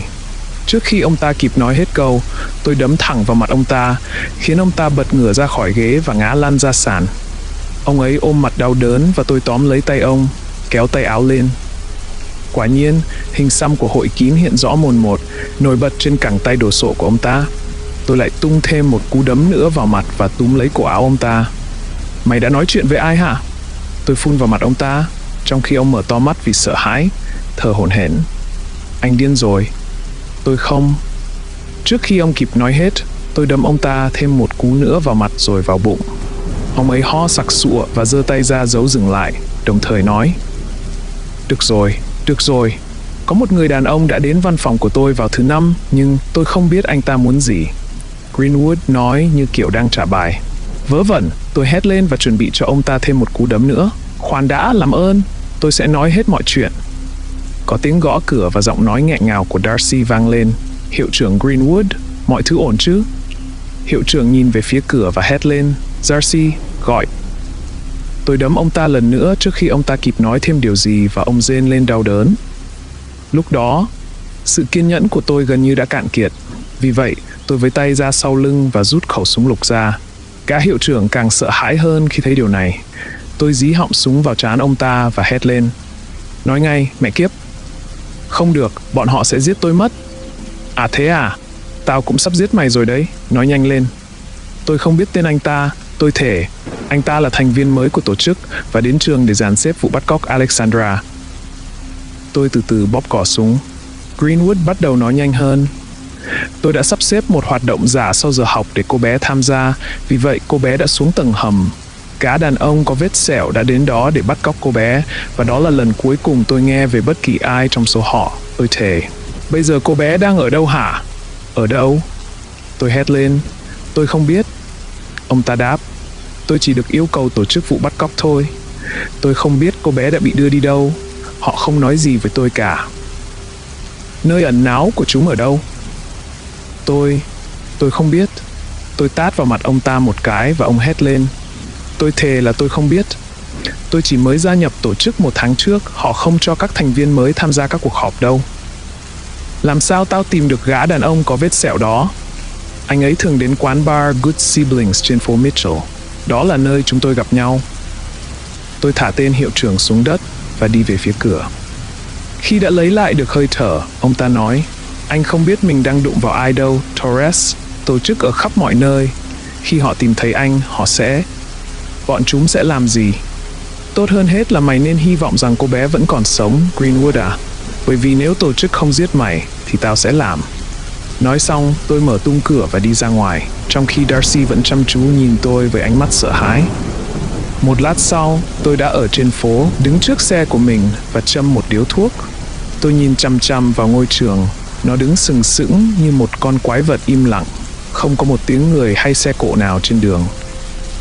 Tôi thở hắt ra một hơi, những làn khói hòa vào nhau và biến mất vào không khí. Vẫn còn quá sớm để tôi đến quán bar Good Siblings, nhưng tôi có thể đến đó và điều tra. Gã đàn ông đã đến trường là ai? Rõ ràng, Hắn là một thành viên của giáo phái chịu trách nhiệm bắt cóc Alexandra, nhưng hắn đã đưa cô bé đi đâu? Bản thân giáo phái có vẻ rất cẩn trọng, nếu một người như hiệu trưởng còn không được biết về kế hoạch của họ. Chắc hẳn họ chỉ tin tưởng giao toàn bộ kế hoạch bắt cóc cho những thành viên cấp cao nhất, nhưng tôi vẫn chưa tìm ra được ai trong số họ. Tôi vừa định mở cửa xe thì nghe thấy tiếng súng lên đạn ở phía sau đầu. Đừng cử động. Một giọng nữ có phần hơi trầm khàn vang lên. Tôi từ từ đặt tay lên nóc xe và nói, đây không phải là lần đầu tiên tôi bị chĩa súng đâu, cô biết không? Nhưng có thể là lần cuối cùng của anh đấy. Tôi từ từ đưa tay lên điếu thuốc trên miệng và rít một hơi nữa trước khi vứt mẩu thuốc xuống bên cạnh mình. Cô là người của tổ chức á? Tôi hỏi. Câm miệng, cô ta nói và dí nòng súng sát vào đầu tôi hơn. Cô ta kiểm tra túi áo khoác bên phải của tôi, rồi đến túi bên trái, thò tay vào trong để xem tôi có gì trong đó. Cô ấy nói, anh đang tìm kẻ bắt cóc, đúng không? Ừ. Anh ta chết rồi. Người phụ nữ nói, anh ta đã làm hỏng chuyện lớn nên sáng nay họ đã giết anh ta rồi. Mẹ kiếp, giờ thì tôi mất luôn manh mối duy nhất rồi. Người phụ nữ lùi lại một bước và nói, anh đã can thiệp vào công việc của chúng tôi quá nhiều. Chúng tôi thường không tha cho những kẻ như anh đâu. Nhưng hôm nay tôi thấy rộng lượng, nên tôi sẽ cho anh một lời cảnh báo công bằng. Rời khỏi Northbury và quên hết mọi thứ anh đã thấy ở đây đi. Hiểu không? Tôi lắc đầu. Tôi không thể làm thế và cô biết điều đó. Tôi đã lún quá sâu. Vậy nên, nếu cô định bắn tôi thì cứ bắn đi. Không có tiếng đáp lại. Này, đừng để tôi phải chờ đợi thế. Tôi lặp lại và thử từ từ quay lại. Không có ai cả. Tôi đút tay vào túi áo khoác, chửi thề trong hơi thở. Tôi cảm nhận có thứ gì đó trong túi bên trái, và khi rút tay ra, tôi thấy một tờ giấy nhỏ nhằn nhèo. Trên đó là một địa chỉ được viết vội vàng. Có thể đây là một cái bẫy, tôi nghĩ trong lúc nhìn vào địa chỉ. Nhưng điều đó không hợp lý. Nếu những kẻ xung đạo kia định thực hiện một nghi lễ gì đó với tôi, họ có thể đã bắn tôi ngay tại đây hoặc bắt cóc tôi. Manh mối duy nhất đã mất. Tôi quyết định đến địa chỉ đó. Nơi này gần Northbury, vì vậy tôi chỉ mất 5 phút để đến nơi. Địa chỉ tôi nhận được là một ngôi nhà cũ ở khu vực có vẻ không mấy tốt đẹp của thành phố. Tôi nghĩ rằng đây là một trong những nơi tối tăm chắc hẳn không được quảng bá nếu họ muốn thu hút du khách đến đây. Tôi suy nghĩ về việc chờ trong xe để những người đang sống ở đây ra ngoài. Nó sẽ giúp tôi có thể bắt được họ một cách bất ngờ. Nhưng với việc không có xe khác xung quanh, tôi giống như một con gấu Bắc Cực đang ở trong rừng rậm. Tôi hút một điếu thuốc và bước ra khỏi xe, kiểm tra lại địa chỉ trên giấy và số nhà. Tôi gõ cửa, cánh cửa trông có vẻ sắp rơi khỏi bản lề và chờ đợi. Có tiếng nói khẽ, bị che khuất từ bên trong và tiếng bước chân nặng nề vang vọng ra. Một lúc sau, âm thanh mở khóa lên rõ ràng và cửa mở hé ra, đủ để tôi thấy nửa khuôn mặt gầy gò, hốc hác. Một sợi xích cửa căng ra giữa bức tường bên trong và cánh cửa, khi người đàn ông nhìn tôi bằng một con mắt xanh từ phía sau lớp chắn. Có chuyện gì? Anh ta hỏi một cách hoài nghi, đánh giá tôi từ trên xuống dưới. Tôi là thám tử Torres. Tôi đến điều tra vụ mất tích của những đứa trẻ. Tôi có thể vào trong không? Người đàn ông suy nghĩ một lúc trước khi trả lời một cách rụt rè. Xin lỗi, giờ không phải là thời điểm tốt. Anh ta cố gắng đóng sập cửa vào mặt tôi, nhưng tôi đã ngăn lại và nói, làm ơn, tất cả những gì tôi cần chỉ tốn vài phút của anh mà thôi. Một người nào đó có thể đang gặp nguy hiểm. Người đàn ông nhìn tôi một lúc lâu trước khi đóng cửa vào mặt tôi. Một lúc sau, âm thanh cánh của kim loại vang lên và cửa mở rộng ra. Trước mặt tôi là một người đàn ông gầy gò như tôi mong đợi, với đôi mắt lồi, tóc nâu bẩn thỉu rơi xuống vai và áo phông quá khổ. Anh ta bước sang một bên và cho phép tôi vào. Bên trong căn nhà bừa bộn, với bao bì và hộp đồ ăn mang về và đồ ăn nhanh, vứt lung tung trên bàn và rơi vãi xuống sàn. Xin lỗi về sự bừa bộn, gần đây tôi đã làm việc rất nhiều và không có thời gian để giải quyết những thứ khác. Anh ta nói. Anh ta nhặt bao bì nhựa của một hộp đồ ăn của Trung Quốc từ ghế sofa và mời tôi ngồi xuống, nhưng tôi lịch sự từ chối. Nhìn vào sự bừa bộn, nơi này khiến tôi nghĩ rằng một con chuột có thể nhảy ra từ đống đồ đó bất cứ lúc nào. Nhưng đồng thời, lối sống này làm tôi nhớ đến chính mình. Chỉ khác một chút là tôi có chai rượu vứt lung tung khắp nơi và không khí thì nặng mùi rượu rẻ tiền. Tôi liếc nhìn sang cánh tay của người đàn ông. Anh ta có một băng gạc trên cánh tay trái. Anh bị thương à? Tôi hỏi. Tôi làm vỡ một cái cốc trong bếp vài ngày trước. Anh ta nói, nhìn vào cánh tay mình rồi lại nhìn về phía tôi. Tôi có thể xem không? Nó trông khá nghiêm trọng đấy. Tôi nói. Trông nó kinh khủng lắm, tôi nghĩ đó không phải là ý hay đâu. Người đàn ông đột nhiên tỏ vẻ lo lắng. Tôi không có vấn đề với việc đó, nhưng tôi cần kiểm tra để đảm bảo anh không bị nhiễm trùng. Tôi thật sự không... Làm ơn đi. Đó là một mệnh lệnh, và anh ta đương nhiên biết rõ điều đó. Anh ta do dự, có vẻ như đang tìm lý do để biện minh. Một lúc sau, anh ta bắt đầu tháo băng gạc. Tôi đặt tay ra sau lưng, sẵn sàng rút súng nếu anh ta cố tình làm điều gì đó ngu ngốc. Những lớp băng gạc lần lượt được gỡ ra, cho đến khi chúng chuyển từ màu hồng sang đỏ. Cuối cùng, khi anh ta tháo hết chúng ra, cùng với lớp gạc, anh ta đưa cánh tay ra cho tôi xem. Có một vết thương dài khoảng 5cm và rộng 2,5cm, có hình dạng thô như một hình chữ nhật, như thể da đã bị xé toạc ra. Chắc hẳn đó phải là một mảnh thủy tinh rất to, tôi nói. Anh ta không đáp lại. Tôi quay lại và đi vài bước chậm rãi, nhìn quanh phòng. Tôi nghe thấy có tiếng nói, có ai khác ở đây không? Tôi hỏi. Không, chỉ có tôi thôi. Người đàn ông đáp, lời nói có chút nhanh đến thất thường. Ngay lúc đó, có một tiếng bụp từ cánh cửa tủ gần đó bên phải tôi. Đó là gì? Tôi hỏi. Chẳng gì cả, chỉ là máy giặt thôi. Người đàn ông nói, nhìn tôi với biểu cảm của người đang chơi trò chơi tìm kiếm đúng chỗ và hy vọng tôi không tìm thấy. Tôi bỏ qua anh ta và rút súng ra. Tôi nắm chặt tay nắm cửa và chuẩn bị sẵn súng.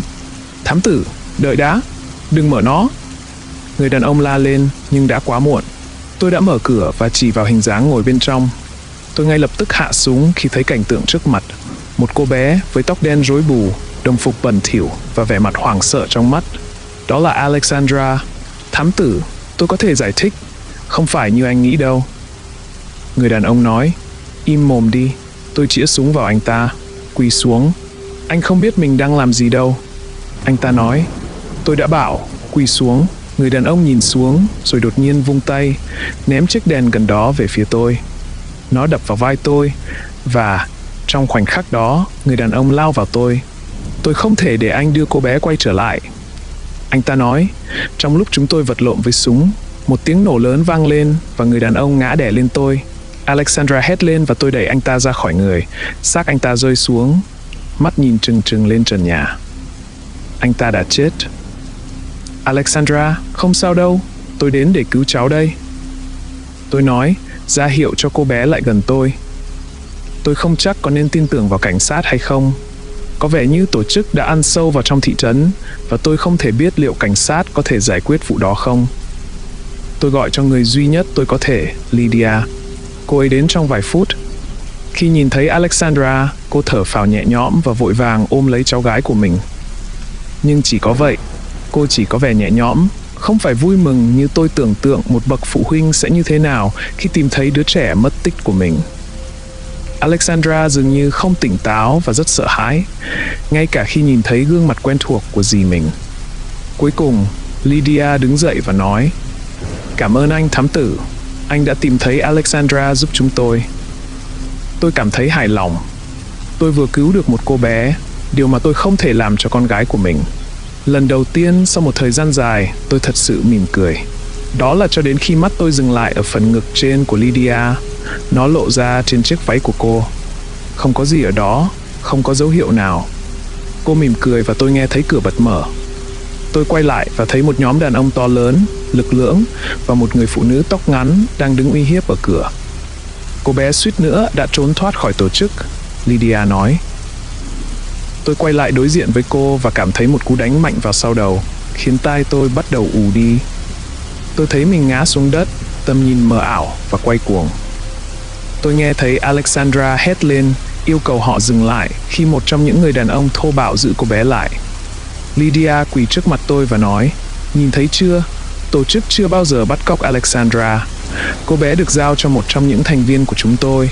Nhưng rồi anh Sam đây, anh ta đã làm những gì anh ta nghĩ là đúng. Cô ta chỉ vào người đàn ông mà tôi đã giết trước đó. Lương tâm của anh ta đã bị cản trở và anh ta quyết định đưa cô bé về nhà để giữ cô ấy an toàn khỏi tổ chức. Đó là lý do chúng ta ở đây. Cô đứng dậy từ từ và quay lưng lại với tôi, khoanh tay. Tôi cố gắng vùng vẫy khỏi sự kiểm soát của những kẻ tấn công, nhưng chỉ nhận được một cú đá vào sườn. Nước mắt trào ra từ cơn đau và tôi biết rằng mình không nên cố gắng chống cự nữa. Lydia tiếp cận Alexandra, giờ cô bé đã sợ hãi hơn nhiều. Cô ta đặt tay lên gương mặt đầy nước mắt của cô bé. Nhưng giờ cô bé đã ở đây, chúng ta có thể tiến hành nghi lễ rồi. Lydia nói với một chút cảm xúc rõ rệt, sự vui mừng hiện rõ trong giọng nói của cô. Cô đi vòng quanh tôi và rời khỏi phòng, trong khi người đàn ông giữ Alexandra theo sau. Chúng ta sẽ làm gì với con lợn và kẻ phản bội này đây? Người đàn ông đang giữ chặt tôi hỏi. Để tôi lo liệu. Người phụ nữ tóc ngắn nói khi cô lấy súng của tôi từ tay của một trong những người đàn ông. Tôi nhận ra giọng nói đó. Được rồi, hãy quay lại địa điểm linh thiêng ngay khi cô xử lý xong bọn này đi. Người đàn ông đang giữ chặt tôi nói và tôi cảm thấy tay anh ta nới lỏng. Tất cả đều rời khỏi phòng, chỉ còn lại Sam, người phụ nữ và tôi. Cô ta đi đến cửa sổ và nhìn qua, rồi kéo rèm cửa xuống, làm cho phòng càng thêm tối. Cô đứng trước mặt tôi, cao lớn và liếc nhìn tôi với vẻ khinh bỉ. Đồ ngu ngốc chết tiệt này. Cô ta lắc đầu. Anh nghĩ gì mà lại đi tin tưởng Lydia vậy? Cô ném khẩu súng của tôi về phía trước. Khẩu súng rơi xuống đất phát ra tiếng động. Cô đi đến cửa và mở chúng ra. Khi thấy tôi nhìn cô với vẻ mặt bối rối, cô lườm và nói: Thôi nào, ông già, chúng ta phải đi đến hầm mỏ thôi. Tôi đứng dậy với một tiếng rên lớn. Tôi không già đến thế đâu, tôi nói rồi cất khẩu súng ra sau lưng.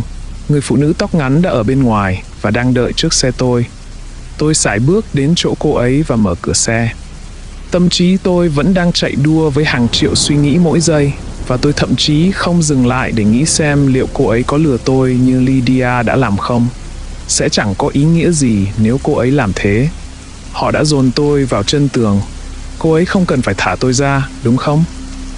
Chúng tôi vào xe và cô ấy nói: Cứ đi thẳng, tôi sẽ bảo khi nào rẽ, và nhanh cái chân lên.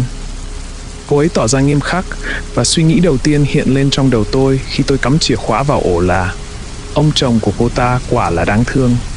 Bánh xe kêu rít lên khi chúng tôi phóng đi. Nếu chúng ta nhanh lên, chúng ta có thể đến đó trước khi chúng giết cô bé. Cô ấy nói: Cô là người đã chĩa súng vào tôi hôm nay, đúng không? Là cô đã đưa cho tôi địa chỉ. Tôi nói, liếc nhìn cô ấy. Cô ấy gật đầu và chống khuỷu tay vào thành cửa sổ để lộ hình xăm của tổ chức. Tên tôi là Melissa. Tôi đã cố gắng tìm Alexandra trong nhiều tuần rồi. Cái gì cơ? Tôi hỏi. Tôi đã thâm nhập vào tổ chức để tìm hiểu chuyện gì đang xảy ra với những đứa trẻ mất tích. Nhưng tôi là thành viên tương đối mới nên không thể hành động công khai vì họ luôn theo dõi tôi. Nên việc anh đến đây đúng lúc là rất tuyệt vời, thám tử.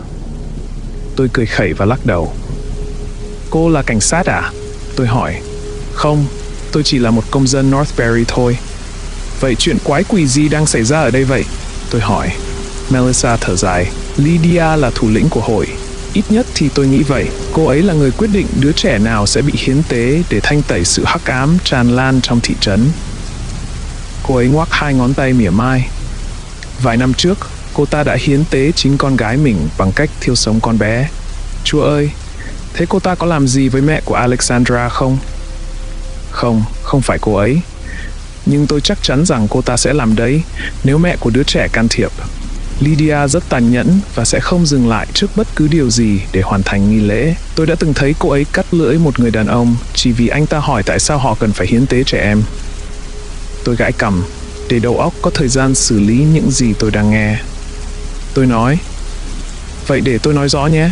Giáo phái đã tổ chức bắt cóc Alexandra, nhưng một thành viên phản bội đã quyết định giải cứu cô bé trước khi hội có thể bắt được nó à? Và sau đó, vì Lydia không tìm thấy cô bé, cô ta đã thuê tôi để giải quyết vụ án cho cô ta. Cô ta chơi anh như chơi đàn piano vậy.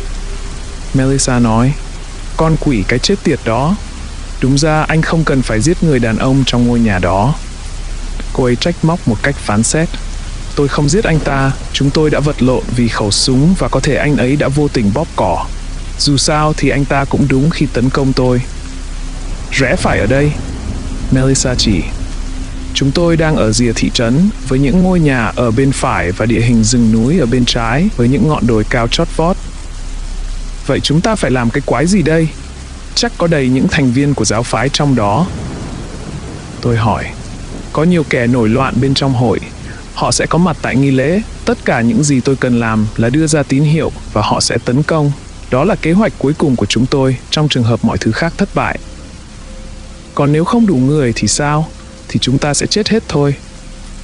Cô ấy nhún vai. Chúng tôi lái xe thêm vài phút nữa cho đến khi những ngôi nhà cùng biến mất và chúng tôi đến một khu vực rộng lớn có hàng rào bên trái. Melissa bảo tôi dừng xe gần lối vào và chúng tôi ra khỏi xe. Cánh cổng cũ kỹ mở ra, mặc dù có tấm biển ghi cấm vào.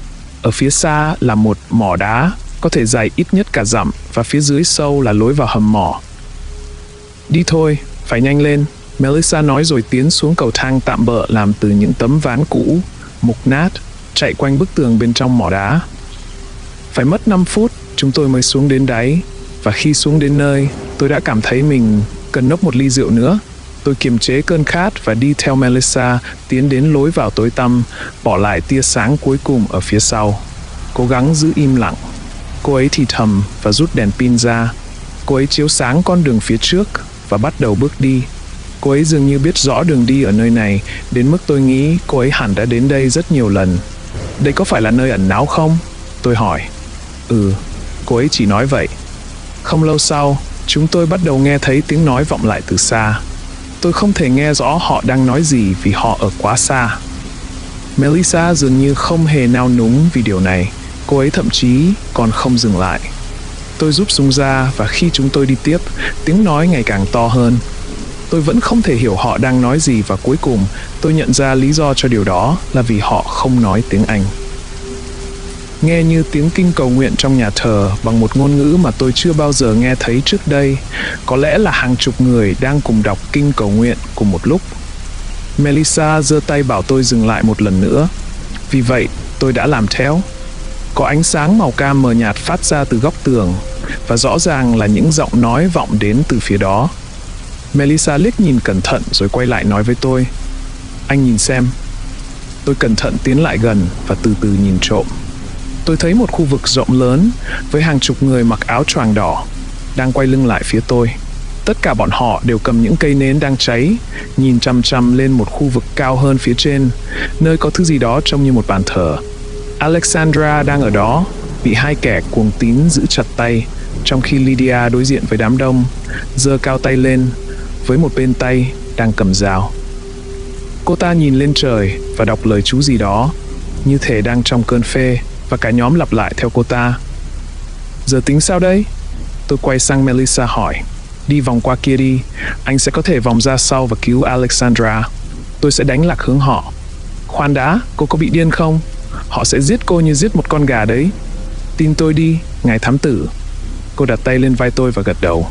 Tôi lén đi vòng qua phía bên kia và nhìn qua góc tường. Bàn thờ ở trước mặt tôi, lần này Lydia quay mặt đi. Tôi chuẩn bị súng và chờ đợi một cách sốt ruột. Tiếng đọc kinh vang vọng khắp hầm mỏ, được hát lên một cách đồng thanh đến nỗi các bức tường rung chuyển. Ê mấy người! Một giọng nói hét lên và tiếng tụng kinh dừng lại. Mọi khuôn mặt đều quay lại nhìn Melissa.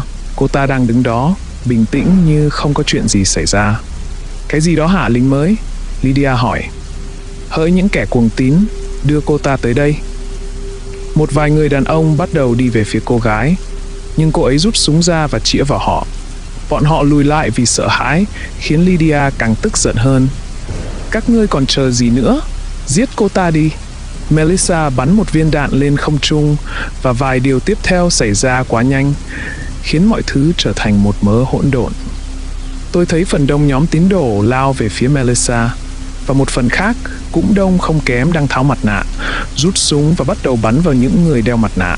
Tôi thấy Melissa bắn vào đám đông đang tiến lại gần cô ấy, nhưng cô đã bị bao vây áp đảo. Tôi không thể thấy chuyện gì đã xảy ra với cô ấy. Tôi đã tận dụng khoảnh khắc đó để lao lên bệ thờ. Trước khi chúng kịp nhận ra chuyện gì đang xảy ra, tôi đã bắn vào sau đầu một trong những kẻ bắt giữ Alexandra. Tên còn lại quay lại và khi nhìn thấy tôi, hắn lùi lại vài bước. sẵn sàng bỏ chạy. Tôi cũng bắn hắn vì chẳng có nghĩa lý gì khi thương lượng với những kẻ cuồng tín bị tẩy não. Alexandra, đi nào. Tôi đưa tay cho cô bé và nó ngay lập tức nắm lấy, mặc dù có chút bối rối trong sự hỗn loạn này. Chúng ta phải chạy thôi. Đột nhiên, toàn bộ nơi này bắt đầu rung chuyển và tôi mất thăng bằng. Có thứ gì đó nghe như tiếng rên rỉ sâu thẳm, rất lớn, vang vọng khắp toàn bộ khu mỏ. Một trận động đất ư? Trần nhà bắt đầu sụp đổ. Những khối đá lớn rơi xuống, nghiền nát nhiều kẻ cuồng tín và những kẻ nổi loạn nằm vùng. Thám tử, dừng lại. Lydia hét lên, nhìn chằm chằm vào tôi. Cô ta có vẻ lo lắng và tuyệt vọng trên khuôn mặt. Các người không biết mình đang làm gì đâu. Sự hắc hóa phải chấm dứt. Chúng ta phải hiến tế. Lời nói của cô ta bị cắt ngang khi một mảnh trần nhà lớn rơi thẳng xuống đầu cô, không để lại gì ngoài bàn tay thò ra từ dưới tảng đá, máu chảy ra. Tôi nhớ mình đã cảm thấy thích thú khi thấy mạng sống của Lydia bị dập tắt như vậy. Đi thôi. Tôi hét lên với Alexandra và kéo cô ấy lại. Khoan đã. Cô ấy nói đúng, chúng ta phải hoàn thành nghi lễ. Alexandra nói. Tôi không thể tin vào những gì mình nghe được. Họ đã tẩy não cô bé rồi sao? Nếu chúng ta không làm điều đó, cả thị trấn sẽ chết hết. Cô bé nói. Mẹ kiếp cái thị trấn này. Tôi phản đối và bế xốc cô bé lên, mặc cho cô ấy phản đối. Tôi không định để cô ấy chết ở đây. Cô bé quằn quại chống lại tôi, nhưng tôi vẫn chạy. Melissa chạy ngang qua đường của chúng tôi trên đường ra. Cô ta bị đánh rất nặng, nhưng vẫn còn sống. Cô ấy dẫn chúng tôi ra ngoài. Khi toàn bộ nơi này tiếp tục rung chuyển dữ dội hơn, tiếng rên rỉ sâu thẳm ngày càng lớn hơn, nghe như một con thú mà chúng tôi đánh thức sau một giấc ngủ dài. Nhiều kẻ cuồng tín đang chạy trong hoảng loạn, trong khi một số quỳ xuống có vẻ như đang cầu nguyện, nhưng hầu hết đều đã chết. Chúng ta sắp tới nơi rồi, cố lên. Melissa hét lên. Lúc đó tôi thở khò khè như người bị hen suyễn, khó có thể theo kịp trong tình trạng tồi tệ của mình, với một cô bé đang gục trên vai. Tôi nguyền rủa bản thân vì đã để mình rơi vào tình trạng tồi tệ như vậy. Tôi nhìn thấy ánh sáng ban ngày và nó đã cho tôi hy vọng mới. Vì vậy tôi chạy nhanh hơn nữa, mặc dù phổi và chân tôi đang nóng rát. Chúng tôi đã ra ngoài, nhưng vẫn tiếp tục chạy thêm khoảng 10 giây nữa. Có một tiếng nứt lớn và đột nhiên, trần nhà sụp xuống, chặn lối ra của hầm mỏ. Khoảng 10 người đã trốn thoát, chạy trốn để bảo toàn mạng sống trong hoảng loạn, cả những kẻ cuồng tín và những kẻ nổi loạn. Tôi không còn sức để đuổi theo họ. Những tiếng rung cuối cùng dưới lòng đất dần tắt, tiếng hét của mọi người lắng xuống và rồi mọi thứ trở nên im lặng. Tôi đặt Alexandra xuống đất, thở hổn hển. Alexandra, cháu ổn chứ? Melissa hỏi đứa trẻ. Cô ta ôm lấy và vuốt tóc cô bé để giúp nó bình tĩnh lại. Tôi cũng ổn. Tôi nói một cách mỉa mai giữa những hơi thở, bật cười vì câu nói đùa của chính mình. Melissa nhìn tôi với vẻ thương cảm và nói, cảm ơn anh đã cứu mạng cô bé. Còn hội cuồng tín thì sao? Tôi hỏi. Bọn họ sẽ quay lại, những thành viên còn sống sẽ sắp xếp lại trật tự để ngăn chặn sự lây lan tràn của thế lực hắc ám. Ôi đệt con mẹ, tôi nói. Này, ăn nói cho đàng hoàng. Melissa nhắc nhở, nhìn Alexandra ám chỉ rằng tôi không nên chửi thề trước mặt cô bé. Tôi nhìn chằm chằm vào cửa hầm mỏ, cố gắng xử lý những gì vừa xảy ra. Khi đó, tôi thấy những dấu vết của than và nhựa đường rải rác trên mặt đất, kéo dài từ lối vào như những mạch máu. Tôi nghĩ rằng chắc hẳn cơn gió mạnh đã đẩy những thứ đó ra khỏi hầm mỏ. Chúng tôi đưa Alexandra về với bố cô bé, và tôi quyết định ở lại Northbury thêm một thời gian nữa. Hội cuồng tín phải bị xóa bỏ, và tôi không thể rời đi. Rất nhiều thành viên của giáo phái đã tự đầu thú, nhưng tôi sẽ không dừng lại cho đến khi từng tên trong số chúng không còn là mối đe dọa nữa. Mãi cho đến một ngày, khoảng 1 tháng sau khi giải cứu Alexandra, tôi mới nghe tin rằng những người sống gần các hầm mỏ phải được sơ tán. Tôi hỏi Melissa chuyện gì đang xảy ra và cô ấy ném một số bức ảnh lên bàn trước mặt tôi. Tôi lật qua lật lại, đó là những bức ảnh chụp các hầm mỏ và những ngôi nhà chúng tôi nhìn thấy trên đường đến đó. Nhưng có điều gì đó không ổn. Những dấu vết của than mà tôi nhìn thấy trên mặt đất ở khu mỏ sau khi trốn thoát giờ đã lan rộng hơn nhiều. Toàn bộ mỏ đá hoàn toàn đen kịt, phủ đầy một loại vật chất giống như nhựa đường, và phần lớn nó đã tràn ra đường, thậm chí còn tràn lên một số ngôi nhà gần đó, khiến chúng trông như thể bị nhúng trong hắc ín. Chất đen đó kết thúc ở giữa đường, lan ra ở mép đường giống như ở mỏ đá, giống như rễ cây hoặc mạch máu, vươn ra đe dọa nuốt chửng con đường. Cái quái gì thế này? Tôi hỏi. Melissa mím môi. Sự hắc hóa. Cô ấy nói.